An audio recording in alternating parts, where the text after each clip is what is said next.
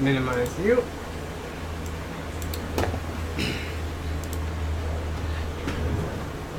Here we go. What's up, guys? My name is Richard Terrell. Welcome to DL Live. DL Live is a daily streaming show in which we talk about game design. It all starts on our Discord channel, the link to which can be found on our Twitter, and we have a YouTube channel that we also put these streams on. But we talk there, and then sometimes I carry those topics into these live streams in which you can talk and answer questions and kind of interact with me. Hey, GG Quake's here, yo, just like that. So the topic of the week is Smash Brothers, and the topic of next week is also going to be Smash Brothers. Smash Brothers is my favorite game. We're on episode 13 of this Smash series, and let me just flick back over here. You know, you can find Design Oriented on YouTube, Twitter, Discord, and here's my Smash resume. I have nothing that came to mind to add for today, but we're going to jump right back into the topics, and I want to cover more metagame stuff. I want to cover, if I can, I want to cover Footsies, which is part of the metagame complexity. I want to cover Rage and Z-axis. So let's see if we can hit those topics real quick. As I explained before, the Z-axis is sort of the 3D plane in which is going into the screen. And you know, Smash is a 2D game. It's entirely 2D. You play it in 2D. You go left, right, up, and down. Those are pretty much your only options. But for Smash, the models are 3D. And like, what does that really mean? Well, just because the game looks 3D doesn't mean that the interactions are 3D. You could look 3D and be 2D. That's essentially what Street Fighter does. All the hitboxes in Street Fighter are 2D, just like they were designed and programmed from the original days. Or you can make your hitboxes 3D and just try to map it as closely as possible to what the character's attacks look like, right? So I'm going to type in.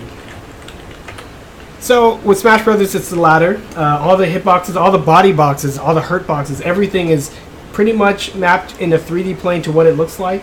And because of that, you know, you see what you see is what you get, which is kind of convenient for many, many cases in Smash. There's always been a lot of subtle detail in Smash with the way the hitboxes work that I've always loved. One of my favorite from Melee was if Melee Kirby, because my brother used to play Link and I used to play Kirby, I used to take his powers and we used to shoot arrows across the stage. But if Melee Kirby's shooting arrows and Link shoots arrows behind him, you know, Kirby shoots just fine because he's short, he's standing in front, but Link will occasionally hit the back of Kirby's head. And the reason that is because Kirby's breathing animation when holding the arrow slightly bobs up and down. So if you time it right, you can actually shoot over Kirby's head if you time it with the breathing. And it's like subtle details like that that I love. I've always loved stuff like that. The fact that Mario's down smash or dash attack, the slide, can go completely underneath Falco's up smash in Melee if he faces the right direction, and those two models will just completely pass through each other. How Kirby can duck under Warlock Kick and even wave dash under it, which I've done in tournament, by the way, which is hilarious. Most 3, I was playing this Ganondorf, and I could tell he was getting incredibly frustrated. For some reason, I like perfectly read when he was going to Warlock Kick, because that's a move nobody really does, and you shouldn't do it. And he just thought he was doing this move out of the blue, but I read it so perfectly, I wave dashed underneath it, and that's when his mind broke. Soul Crush or one of those things. But that's kind of just speaking to the complexity of Smash and how, even though the game looks simple, there's really a lot going on, and you can zoom in as much as possible, which is another thing I've always loved about Smash. You pause the game, you zoom in, you move the camera, and just observe all the beautiful animations and all the cool things going on. But we're talking about the Z-axis. Now, the Z-axis has always been a part of Smash.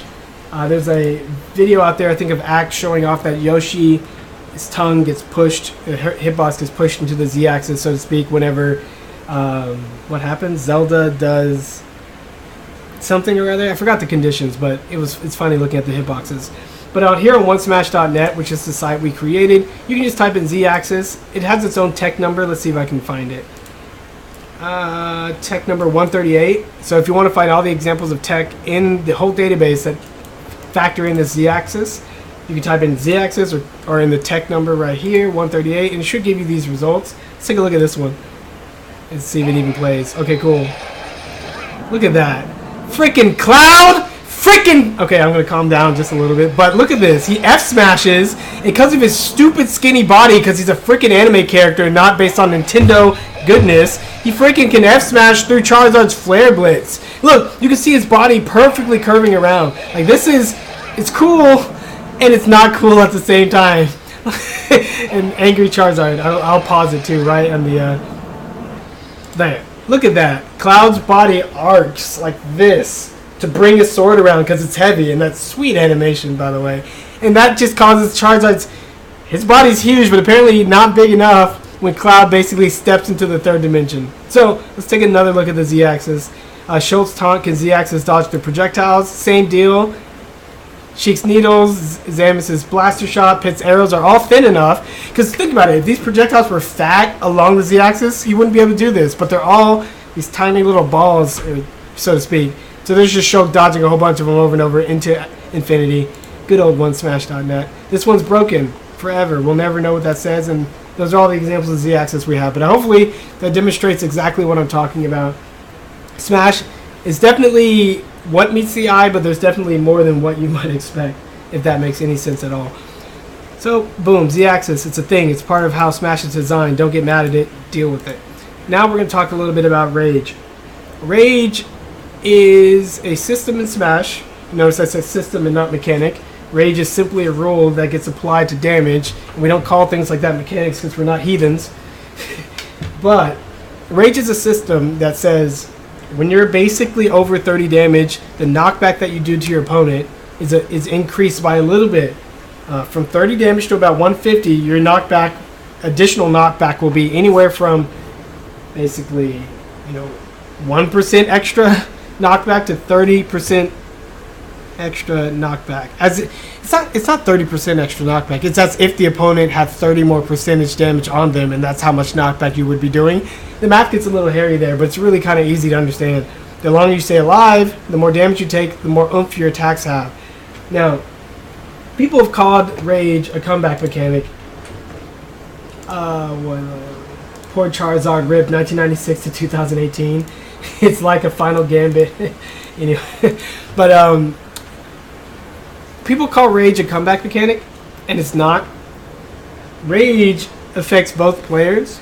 It has pros and cons for both players, and it's really just one more dynamic element on top of an already incredibly dynamic knockback system, on top of an already incredibly dynamic 2D spatial platform fighter.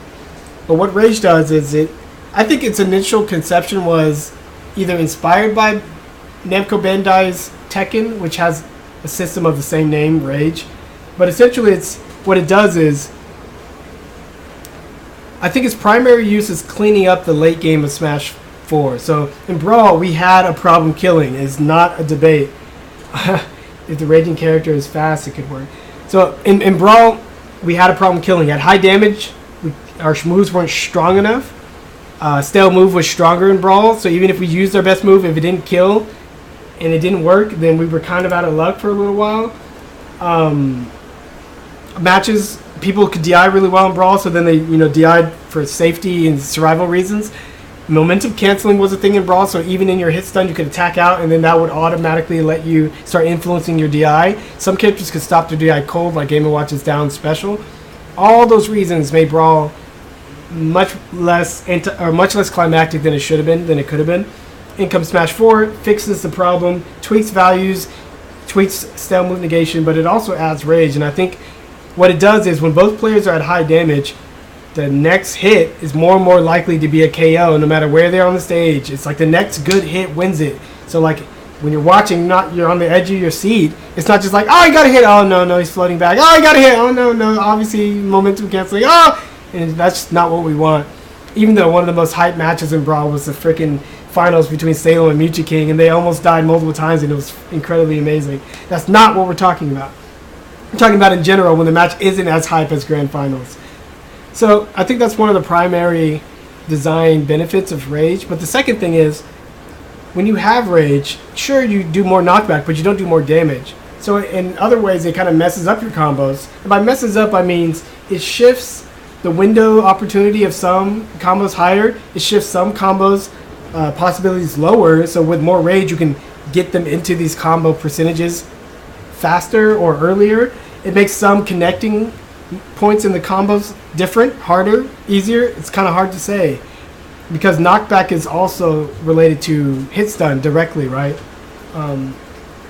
And I don't think it's based on damage. Is it based on hit stun or is it based on damage? It should be based on knockback.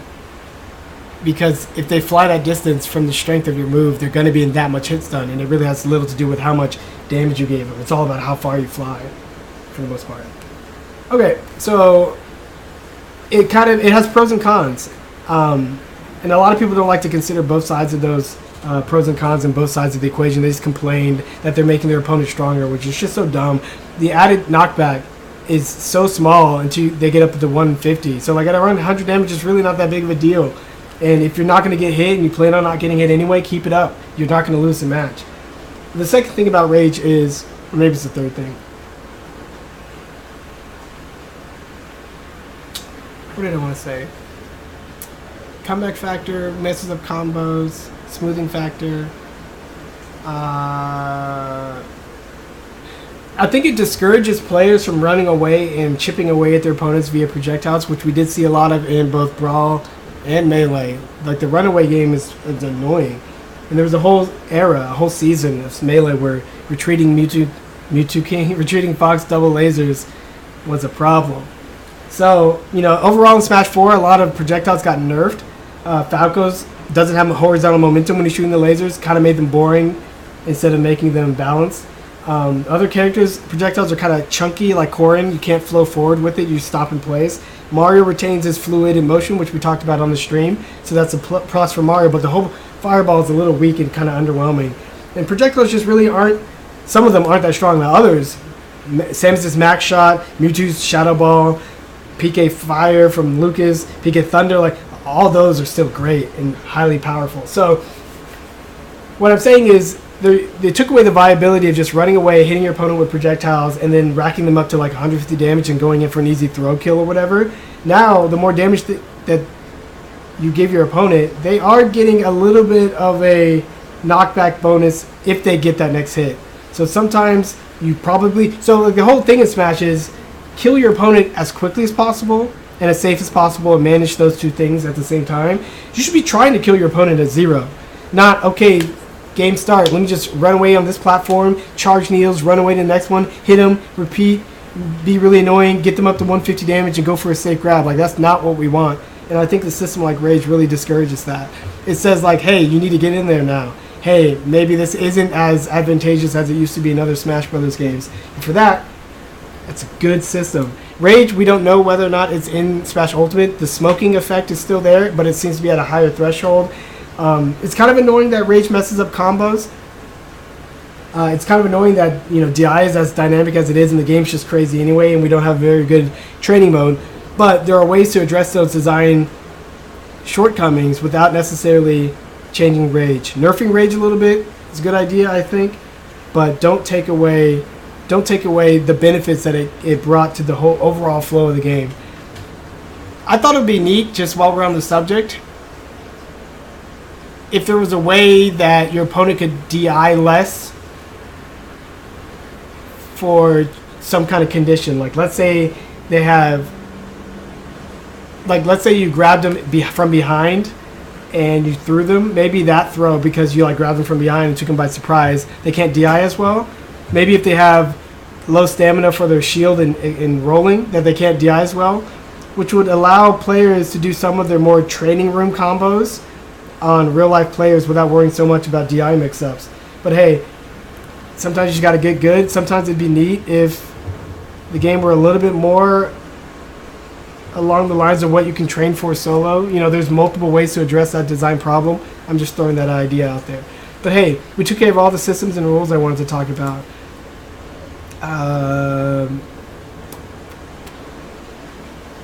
Yeah. Goodbye. So, to wrap up this particular stream, I could go on as long as I need to, but I want to talk a little bit about metagame complexity. These are some really complex topics when we're talking about the metagame. We talked about the metagame last time, so we're going to continue going.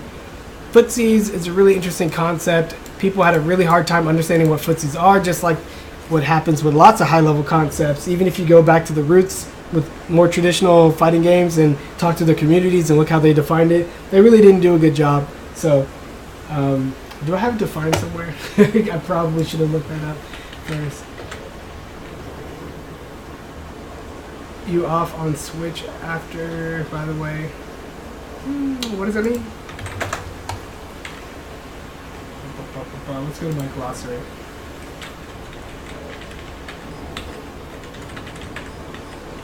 Where have I defined footsies?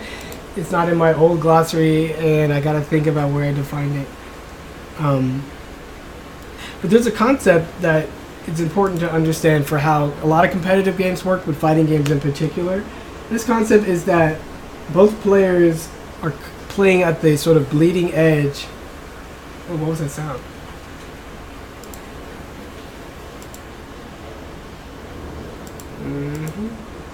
Okay, so both players are playing on the bleeding edge of control, right? And for a lot of ways in shooters, you're like shooting at the very edge of cover and only trying to peek out as little as possible. You're trying to do suppressing fire and cover fire as much as possible so you can hit people before they get a good chance to aim and shoot at you back. You're trying to move in a way that anticipates where your opponent's going to be and be in spots that's hard for them to hit. All that is just sort of playing at the cusp and the edge of your control and trying to leverage that over your opponent. But what that looks like in fighting games, which I'll switch over to the Wii U so I can demonstrate it.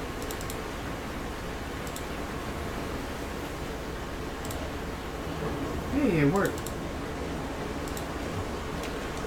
What that looks like in fighting games is basically players moving back and forth, playing at sort of the edge of the control that they have of the shared space between them.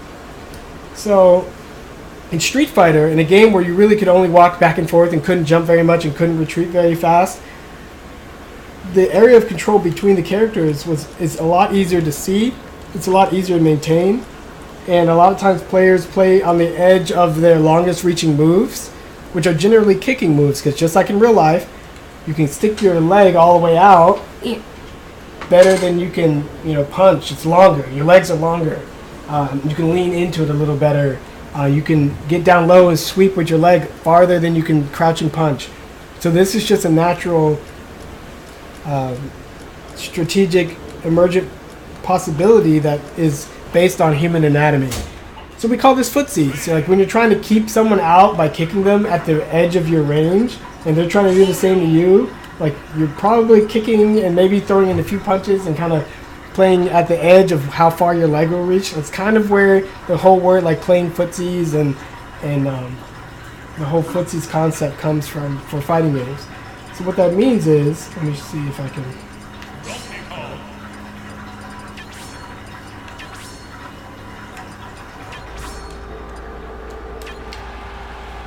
What that means for fighting games is oftentimes you're going to try to throw out a move that has more range than them, and if you don't have more range than your opponent, you're going to wait till they throw out that move and try to anticipate it and do a move that will get an advantage after they throw out their move. Like Donkey Kong right here, it's going to probably walk him and grab me a lot.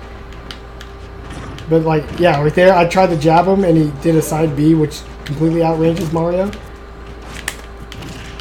But like a lot of times in Smash, whether you realize it or not, you're playing like on the edge of this little control zone that you have here, and you're kind of moving back and forth and trying not to get hit and reacting to what they do.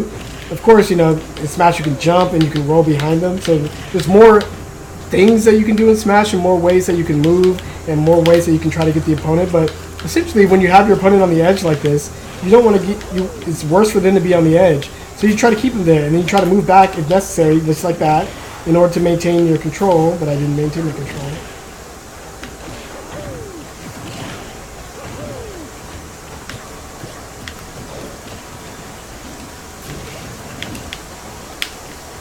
Yeah, very edge of my F smash because I'm trying to not be too dangerous or not be too unsafe. So I try to space things out really well, like that, staying out of the range of his down smash, but also try to throw in my moves.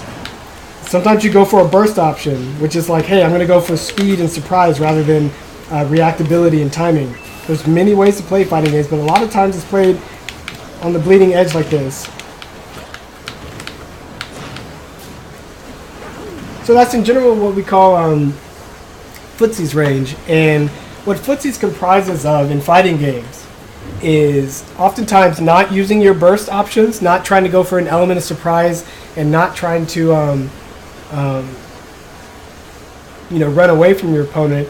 It's playing at a range in which you can do a lot of medium risk, medium rewards or low risk, low reward moves, and you use those to condition your opponent then to try to develop and look for opportunities to get in more securely, hopefully by reaction. Like ideally in everything you do in a fighting game, you'd want to be able to get the advantage by reaction if you can help it. Ducked under his jabs, crazy. So in Smash it looks different from Street Fighter. In Smash you have so many more ways to escape or move around your opponent. In Smash your movement isn't dependent on where your opponent is or where they're facing. In Smash you have the edge game, the ground game, air to ground, air to air like this. Like it's hard to see how these different areas of the game flow into each other. I want to draw a chart on another stream just to illustrate that concept a little better. But this idea of footsies is also one where you have to use, you're essentially having a conversation and negotiating with your attacks. So you're like, oh, like, if you stick this out of this range, what can you do? Like, oh, roll back. Like, oh, you air dodge, and I back up because you have long range, and then I try to kick you. I get hit by your range. If I did something a little safer, maybe I would have been able to shield, and then it's just like, what do you do after that? Here. Here. Ooh. And with Smash 4 in particular, because you have so much interesting air control, like with the fastfall break and other different techniques, you can waver in the air and kind of play air footsies more so than you can do in the other fighting games, in the other like Smashes, which is something I think is really interesting.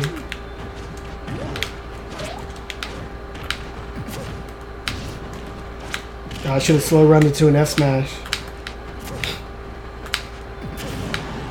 And here's another cool thing about footsies. When I say you're playing on the bleeding edge, I really mean it. There's this really cool thing with Mario, I should show you here, is, zoom in.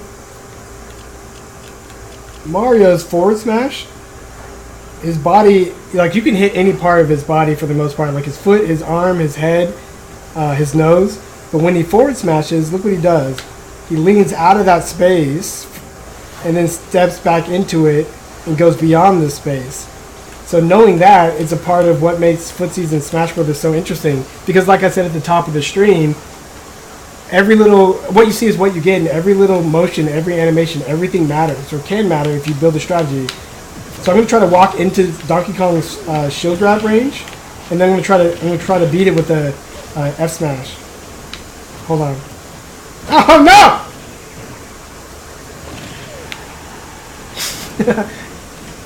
Okay, so let's try it again. I'm gonna try to hold shield to make him walk up and shield grab or grab me. Come on, Donkey Kong. Oop.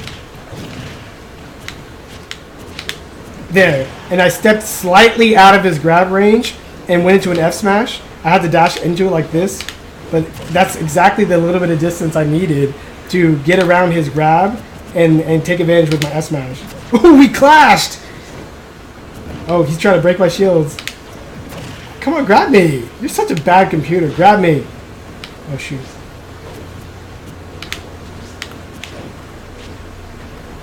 Oh, no! Man, come on. Reset.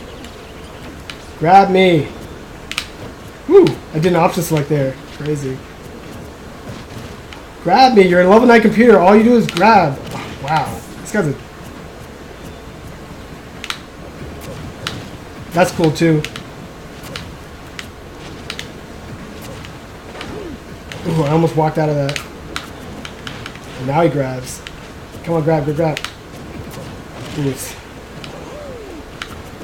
nah, stop grabbing. Oh, he down smashed. This computer is so annoying. Anyway, did you say you're off on Showdown after Showdown? I don't think I mentioned anything about Showdown. But yeah, so footsies and Smash. A lot of Smash is dominated by air stuff, like this, where people jumping and shuffling back airs, even in Smash 4, like auto-canceling. And ground moves are relatively weak in Smash, which I think is something that needs to change. And hopefully being able to do dashes into ground moves in Smash Ultimate gives a buff to ground moves, and hopefully smashes are much more safe on shield now. And I'll explain a little bit about that balance later, but the reason why no one uses ground moves and no one plays footsies in Smash Wii U is because they're in general less advantageous than aerial moves. And I think it's because they keep getting beaten by aerial moves because they're not fast enough. Like this F tilt, look how slow this recover is for a move that sucks. Ugh. And he rolled me and got me. Like, come on. And I got hit in the face. And F tilt sucks so much, that should be over. Like, over. Over. No, it's like twice as slow as it should be. So that's why people don't want to stay in the ground and try to get you to do ground moves, because one, you're not going to do them. Two, they're not going to be there if you're not going to be there. But footsies, I love footsies, and I'm going to show you some cool footsies moving GIFs from my collection, because footsies is amazing. So some of the most choreographed, amazing fights and battles that we see from TV shows is essentially footsies. Like everything they do in these martial arts shows, almost everything you see in Jackie Chan shows, like it's footsies, right? So let me show you this, and we'll go back.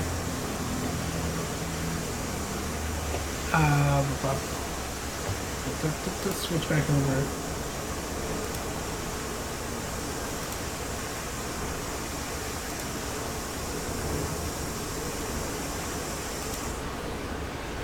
Okay, so look at this. Jackie Chan fighting on the rooftop.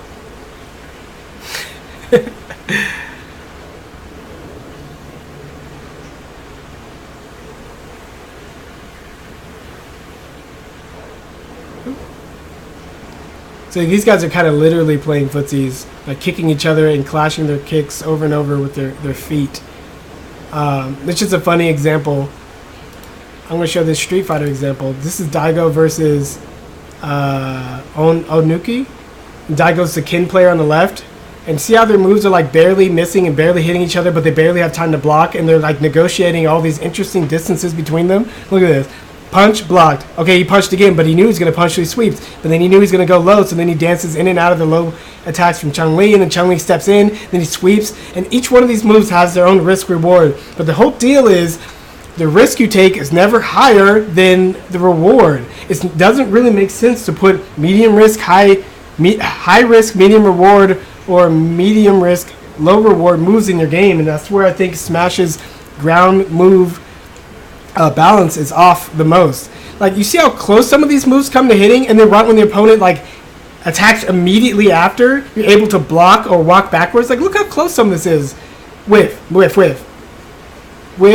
kick, block, like immediately.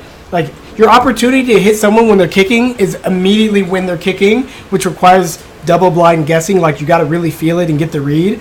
But otherwise, you shouldn't just be able to like move around as freely as you do in Smash. Somebody sticks out an F tilt, and then they're at the disadvantage. F tilts suck. Like in Street Fighter, their pokes and tilts are amazing. They can chain into specials and supers, and just in general do damage instead of not having to worry about knocking people out of the stage. But this is what I love about footsies. This is what I love about Street Fighter, and Smash has this. Like, it may not be the most balanced all the time, and not every character may be able to do it so effectively, but staying on the ground should be an important part of Smash, and the less jumpy the game is, the better. And even if you put those features in the game, the metagame may not go that direction. So we're going to talk a lot more about balance and how Smash shakes out in the future. But for now, I think I have furniture coming in, so I got to take this call and be on my way for today. But if you liked it, leave a like, and if you have any questions, get them to me on Twitter or in our DO Discord. Until then, I'll see you guys next time.